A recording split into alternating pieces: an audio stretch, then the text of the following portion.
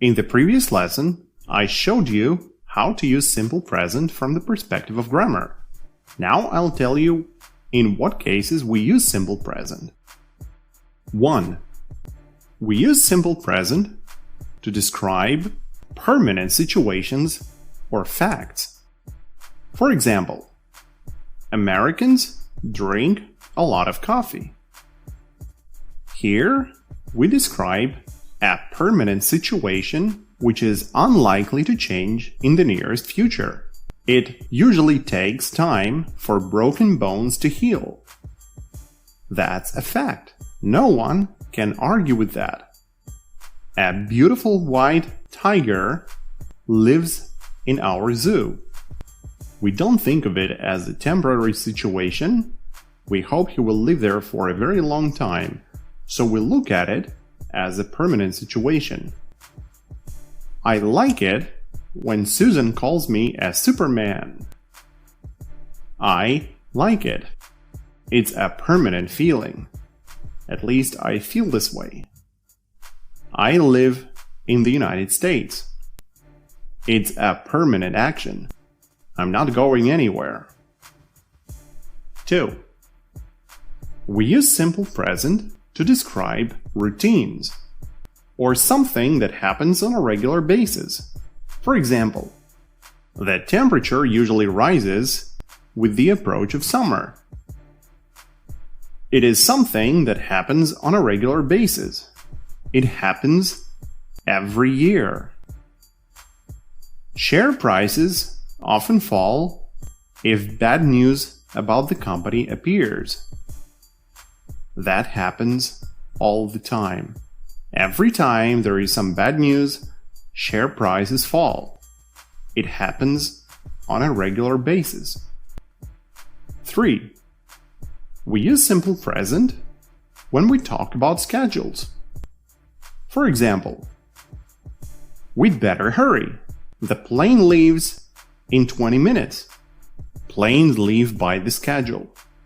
And this one is scheduled to leave in 20 minutes. The board meeting kicks off at 11 a.m. I have to be there. It's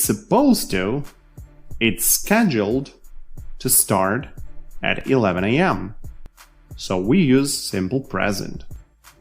4. We often use simple present when we narrate some story or an anecdote to give it more immediacy. For example, okay, there's this old man in thick glasses and funny hair. I go to him and ask, and the story goes on. As you can see, the action I go to him and ask kind of refers to my past experience.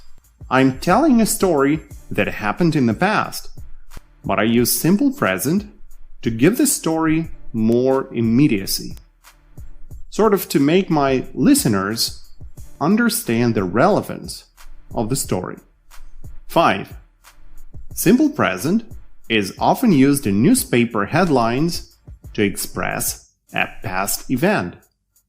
Again, to give this event more immediacy, to show the relevance of this event.